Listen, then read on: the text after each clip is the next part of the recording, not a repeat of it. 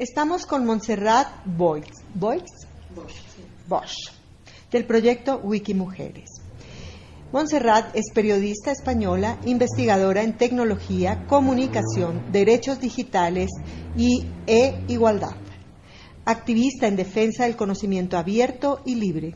Fundadora en 1997 de Mujeres en Red, periódico y red digital feminista. Cofundadora en 2015 de Wikimujeres en defensa de la creación de conocimiento libre en Wikipedia desde una mirada no androcéntrica, plural, diversa, potenciando la participación desde el sur. Es también redactora de información internacional en los servicios informativos de Televisión Española. Muchas gracias, Monse, por estar con nosotros aquí en estos diálogos por una Internet ciudadana. Gracias a vosotros por invitarme. Monse, a partir de tu experiencia en proyectos feministas en la red, ¿cuál es el potencial de Internet como herramienta para el activismo? Internet es clave para el activismo y lo es desde hace muchos años. Al principio el reto era que la gente se empezara a dar cuenta de todas las posibilidades. Cuando estamos hablando de feminismo, partimos de una discriminación, de una invisibilización de voces, de unas serias dificultades para trasladar mensajes. Cuando estamos pensando 20 años atrás, lograr que algún medio de comunicación recogiera las voces feministas era muy complicado, ¿no? Hubo muchos intentos a nivel de medios de comunicación tradicionales, de radios, televisiones, de periódicos, para intentar trasladar mensajes, pero siempre era técnicamente mucho más costoso. Entonces, en el 96, 97, cuando empezó Internet, empezamos a plantearnos que realmente la Internet podría significar esa posibilidad de, a costes muy baratos, lograr el máximo de difusión posible. Y empezamos a buscar maneras. Y de hecho, mi primera mirada fue hacia América Latina. Y entonces empecé a ver experiencias y a decir, nosotras en España queremos lo mismo. Y a partir de ahí fue cuando, en el 97, surgió Mujeres en Red con el mensaje en la portada de a mí me interesan los derechos de las mujeres, si a ti también te interesa, apúntate, envía tu correo electrónico, ¿no? Y a partir de entonces, durante más de una década nos convertimos en una de las redes más potentes en feminismo en español, ¿no? Uh-huh. Es la posibilidad de mínima inversión con mucha potencialidad de altavoz, ¿no? Esa es la clave. ¿Y de qué manera se vincula con la acción concreta? Bueno, de alguna manera la acción viene después de la puesta en común. Es decir, la acción viene a partir de sumar energías y sumar fuerza de personas que consideran que hay al menos unos mínimos comunes para poder trabajar y hacer, ¿no? Entonces, Internet también es clave para poder realizar esa puesta en común sin necesidad de compartir un espacio físico, un espacio geográfico.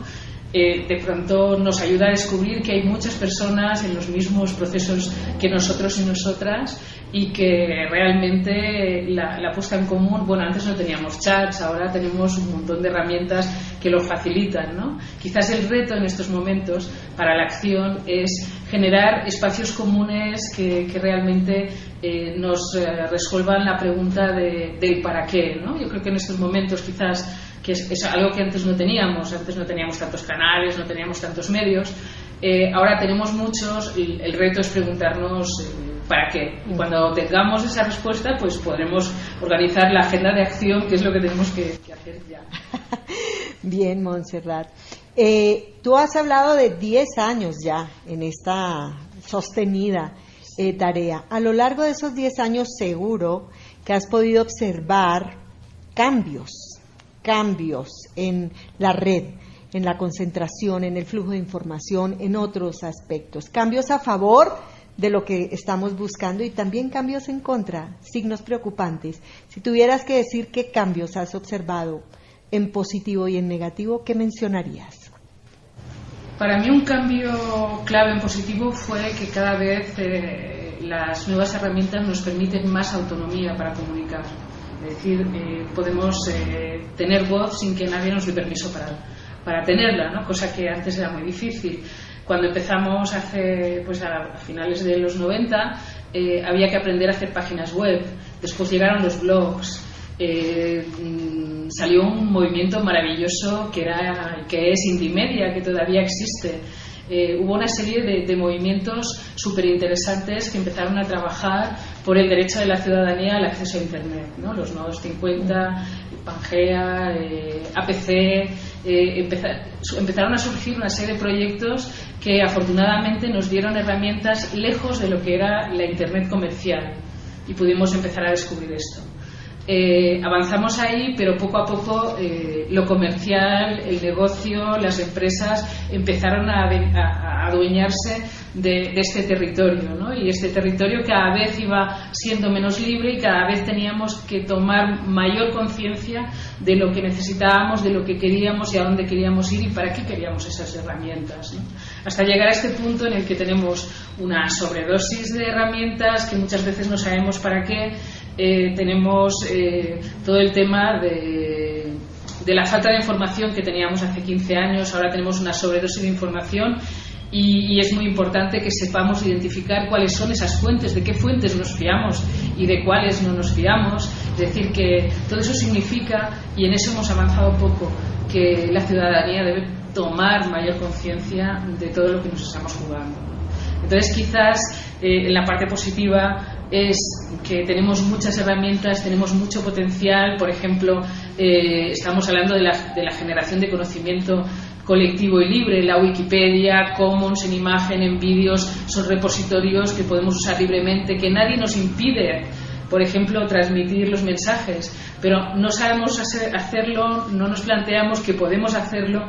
No nos planteamos que la ciudadanía, además de recibir información, tiene derecho a ser emisora de información y, desgraciadamente, estos siguen siendo nuestros retos, ¿no? Montse, vamos a hablar de Wikipedia y Wikimujeres. Ajá. ¿Ya? Y es una pregunta.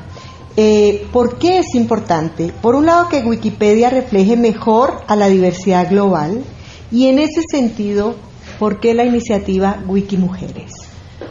Bueno, yo empecé a intentar editar en Wikipedia hace 10 años, ¿no? Porque antes de organizar Mujeres en Red, mi idea era, participar en la creación de conocimiento colectivo, y el espacio colectivo era, uno de aquellos espacios era Wikipedia. Pero no había manera, nadie me explicaba cómo editar, editaba algo, me lo borraban, nadie me explicaba por qué, etcétera, etcétera. Con el paso del tiempo y con las posibilidades de herramientas y cada vez más contenidos y más blogs y más webs, de pronto me planteé estratégicamente en qué iba a invertir mi tiempo, no realmente qué me parecía que era especialmente productivo. Y entonces una de las preocupaciones que surgieron era el hecho de que cuando tú preguntas a Google algo, Google lo que hace primero es preguntar a Wikipedia, ¿no? Y empecé a plantearme quién está escribiendo Wikipedia realmente y por qué yo no puedo hacerlo, ¿no? Porque a mí me borran todo. Y entonces pensé, bueno, tengo que aprender a ver cómo se hace y me parece fundamental. Ya aparte, desde mi activismo feminista, me preocupaba mucho el hecho de que Wikipedia cada vez hay más perfiles de jugadores de fútbol. Cuando estamos hablando de mujeres, no hay mujeres científicas, sino actrices. Digamos que hay un desequilibrio muy importante, ¿no? Entonces, ¿cómo vamos a poner en valor a las mujeres científicas, a las mujeres periodistas, a las mujeres que están en los diferentes territorios profesionales si no son visibles? Y entonces, ¿cómo podemos hacerlas visibles, ¿no? Y entonces, a partir de ahí, empezó el planteamiento de que necesitamos incorporar contenidos a Wikipedia, porque uno de los problemas es que la gente aporta contenidos a Wikipedia en función de sus propios intereses. Si los intereses son de personas pues que sobre todo les importa el fútbol o que sobre todo tal, van a llenar mucho, o los cómics o tal, mucha gente joven que a lo mejor no se plantea todos estos otros aspectos. Entonces necesitábamos, sobre todo además también ha habido una evolución por parte de la Fundación Wikimedia en reconocer que había un problema de perspectiva de género, es decir, que se estaba creando una Wikipedia en masculino singular y en inglés. Entonces, digamos que formo parte del movimiento Wikimedia de los países del sur, que estamos reivindicando que además del inglés hay otros idiomas, que no solo el español, sino el tema de que los pueblos indígenas tienen derecho a editar en sus propios idiomas, pero además es muy importante que las culturas de esos pueblos también queden recogidas y forman parte de ese conocimiento colectivo que estamos construyendo. ¿Cuál es el problema? El problema es que nadie está pensando en esa estrategia. Es decir, que lo tenemos ahí, lo tenemos en mano, lo podemos hacer, significa un poco de tiempo, pero nadie piensa. Por ejemplo, hoy hemos estado escuchando un montón de experiencias desde pueblos indígenas, de cómo establecer y cómo trabajar en comunicación, pero nadie se plantea la posibilidad de vamos a editar Wikipedia, vamos a aprender a editar la enciclopedia más visitada del mundo, con cuyos contenidos, digamos, podemos conseguir que la gente tenga una mirada mucho más diversa de este mundo, ¿no? Está en nuestras manos y no lo estamos haciendo. Entonces, desde hace 2 o 3 años estamos editando intensamente y además trabajando en el propio movimiento a nivel interno para que el sur se haga valer, para que cuestione también elementos de la fundación y se deje de editar en masculino singular y en inglés, y editemos masculino, femenino y en muchos idiomas, ¿no? Ese es el objetivo.